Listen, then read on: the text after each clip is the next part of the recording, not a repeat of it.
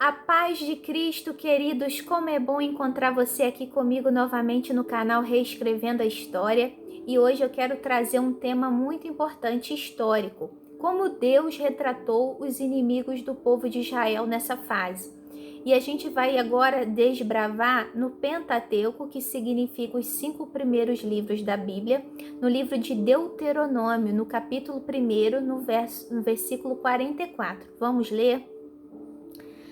Os amorreus que lá viviam os atacaram, os perseguiram como um enxame de abelhas e os arrasaram desde Seir até Hormá. Sim, Deus retratou aqui os inimigos do povo de Israel como um enxame de abelhas. Como um enxame de abelhas, ele atua, né? A gente pode exemplificar. Ele se reúne para atacar seu opressor ou aquele que eles se sentem ameaçados. E quando eles atacam, a abelha ataca a sua presa ou aquilo que ela tem medo, ela imediatamente morre. Sim, impressionante, né, irmãos? Então, quando a abelha ela ataca, ela morre em seguida. E eu quero ler algumas anotações que eu fiz aqui. O mesmo é visto com os inimigos de Israel. Você já percebeu que toda nação que se levantou contra Israel e Israel naquele momento estava obedecendo a Deus, o que aconteceu? Eles venciam. Venciam guerras, batalhas, afrontas, perseguições. Então, quando o povo de Israel obedecia, Deus lutava por eles as guerras. Israel perdia quando Israel não estava obedecendo a Deus, não estava guardando seus preceitos ou muitas das vezes não esperava o sinal de Deus. Então Israel perdia, como foi nesse caso. Os amorreus atacaram o povo e o que relata no final? Arrasaram. Então, se você quer vencer os seus adversários, primeiramente vença na presença do Senhor. Que adversário, Gisele? Primeiro, o adversário das nossas almas, que é Satanás. Como que nós vamos vencê-lo? Permanecendo, buscando, permanecendo em santidade, se santificando diariamente, se reservando do mal, da prática do mal. Assim nós vencemos o nosso primeiro adversário. Depois, como vencer a carne? A nossa carne é falha, fraca, mas o que a palavra de Deus fala? Que o Espírito de Deus nos vivifica. E quando eu entendo que eu sou fraca, aí eu sou forte. Quando eu conheço as minhas limitações, eu sei até onde eu posso ir. É como aquele ditado popular: não brinque com o fogo, ele queima. Sim, quando eu conheço as minhas dificuldades, eu não vou até aquele local tentar a minha carne, eu vou me preservar. Deus nos chama para nos preservarmos do mal, da prática do mal, das obras da maldade. Então, quando Deus vencia para Israel todas as guerras e dificuldades, Israel obedecia. Sabe quando nós perdemos? Quando nós damos legalidade, quando a gente age de uma forma imprudente e passa à frente de Deus. Sabe quando Israel vencia? Quando Deus ia na frente dele. Sabe quando eu venço? Quando eu deixo Deus fazer por mim aquilo que eu não posso fazer. Então, a gente pode ver um outro exemplo aqui no livro de Êxodo. Vamos ler Êxodo 23, 22? Vamos ver o que esse versículo tem para nós.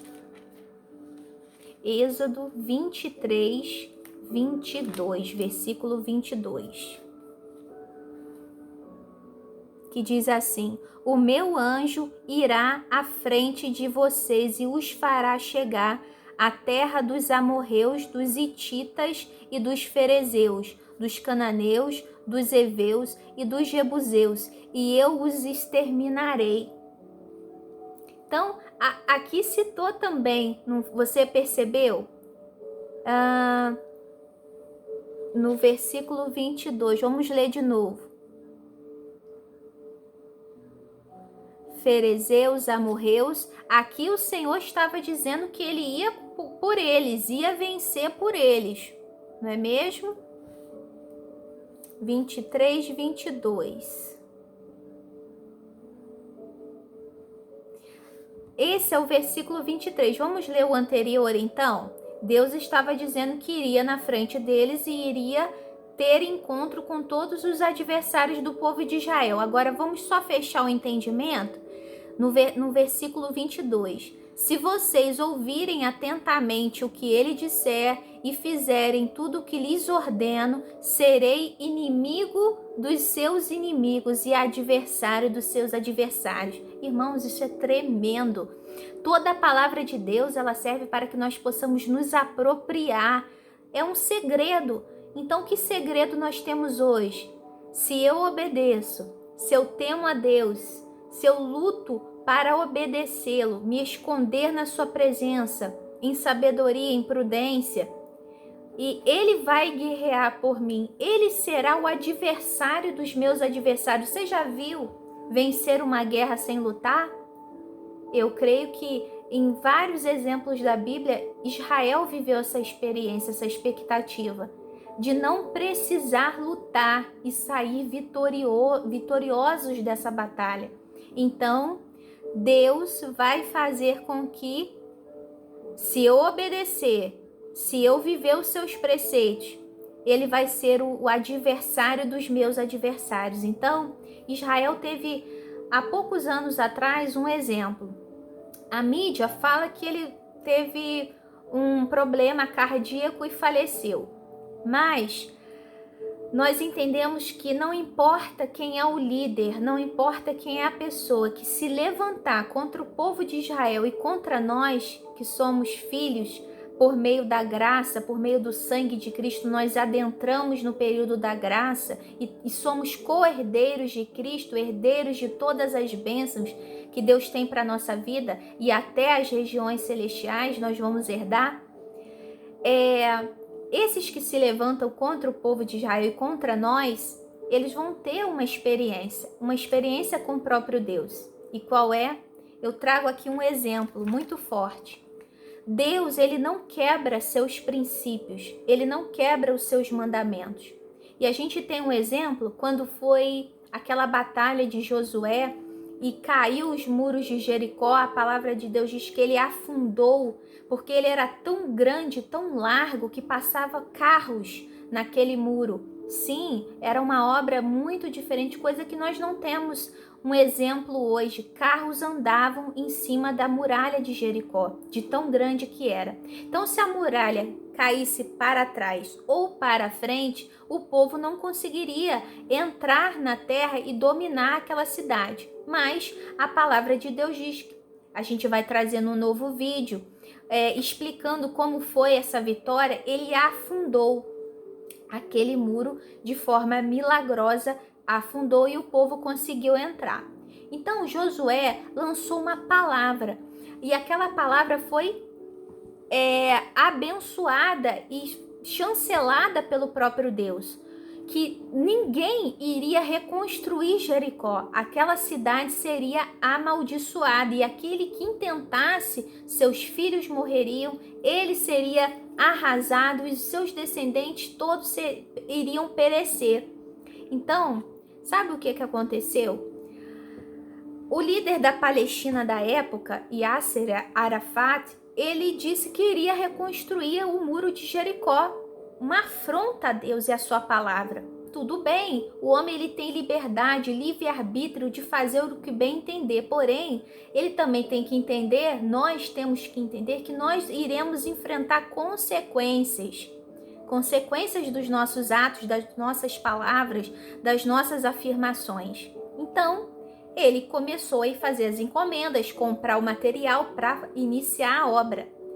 Foi questão de dias, irmãos, de dias. Ele começou a ficar doente, até que ficou extremamente grave e foi para o hospital de Paris receber o melhor tratamento do mundo. Mas, em poucas horas e dias decorridos, ele morreu. Eu trouxe aqui os dados, quando ele morreu no hospital de Paris, a imprensa diz que ele teve tipo um acidente vascular cerebral. Não podemos comprovar. Outros dizem que foi um envenenamento, mas ele já era um senhor com idade avançada e sempre viveu com seus líderes de forma bem protegida, Se era para ele ter sido envenenado, ele poderia ter sido durante todo o seu governo, todo o seu mandato. Ele governou por muitos anos. Então fica essa dúvida. Mas o que a gente pode entender? Que a palavra de Deus, ela não é revogada. A maldição prevalece até hoje. Então o que ele sofreu? Uma retaliação do próprio Deus. Se você se levantar contra o Senhor, contra uma palavra, a resposta virá, porque já tinha acontecido com o homem que tentou reconstruir. Os seus filhos morreram. A Bíblia traz essa referência também. Mas hoje eu quero tratar sobre um exemplo mais recente, do líder da Palestina. Ele morreu de repente, foi questão de dias, irmãos. Então, isso é um exemplo para a gente não brincar e nem duvidar com as coisas de Deus. Deus é um Deus que faz acontecer aquilo que foi determinado. E por quê? Porque Josué temeu ao Senhor, obedeceu e lançou aquela palavra. Então o Senhor deu aval, Deus chancelou. E isso acontece com as nossas vidas. Se a palavra de Deus nos ensina a ser abençoadores, quando eu lanço palavras de bênção, de vitória, de conquista para a minha vida, você, para a vida dos seus filhos, é claro que a sua descendência será abençoada. Se eu decido viver a minha vida em comunhão com o Pai, é claro que a palavra, e eu for implementando a palavra do Senhor na minha vida, é claro que eu vou viver e vou desfrutar o melhor dessa terra. Então, queridos, que nós possamos viver uma vida em santidade, uma vida em obediência, de obedecer. Vamos só confirmar essa palavra que eu disse a vocês, porque eu já tinha feito essa anotação sobre o que Josué falou. Então tá aqui em Josué 6:26. Vamos olhar aqui. Josué 6:26. Olha o que diz.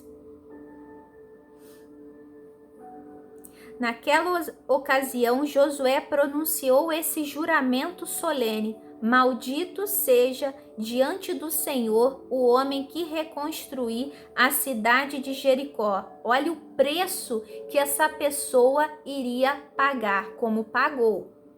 O preço de seu filho mais velho lançará os alicerces da cidade. Ao preço do seu filho mais novo porá suas portas. Assim o Senhor esteve com Josué, cuja fama espalhou-se por toda a região. Então era preço de morte, irmãos. Então, se a cidade de Jericó foi uma cidade amaldiçoada, se eu sei que a prática desse ato é amaldiçoado, por que eu vou intentar em fazer? Por que eu vou insistir? É como se você quer beber veneno, achando que vai ser um suco. É a consequência da morte. Irmãos, ainda dá tempo para a minha vida, para a tua vida, de fazer boas escolhas. Não escolha se alimentar do mal enquanto você tem a oportunidade de viver o melhor de Deus. Tá ok? Eu deixo essa mensagem para hoje. Essa mensagem é forte, irmãos, ela é confrontadora, mas a verdade é assim. A verdade nos confronta. Mas é melhor nós sermos confrontados hoje com a verdade e ser feliz hoje mesmo em ter acesso à verdade do que, irmãos, viver uma eternidade de lágrimas, de sofrimento. Não escolha uma eternidade de sofrimento, escolha a verdade hoje, mesmo que te doa, mesmo que ela seja confrontadora, seja dura. Mas é melhor nós vivermos em plenitude da verdade do que viver uma infinidade de sofrimento porque optou em viver uma mentira. Então, o vídeo de hoje é forte, mas é o melhor, irmãos. A verdade é o melhor caminho, a melhor opção para a nossa vida é viver a verdade. Então, eu deixo esse vídeo de hoje. Espero que você compartilhe com quem você ama, curta, deixe a sua curtida para que o canal venha a ser mais conhecido, para que o reino venha a ser difundido. É tempo, irmãos, nós estamos vivendo um tempo de cumprimento, as profecias estão se cumprindo e nós se poderemos ser a geração do arrebatamento, então não queira ficar, não queira viver no sofrimento, e nem a sua família, nem quem você ama. É o vídeo de hoje, eu espero que você goste e fique feliz em ter acesso à verdade. Um beijo,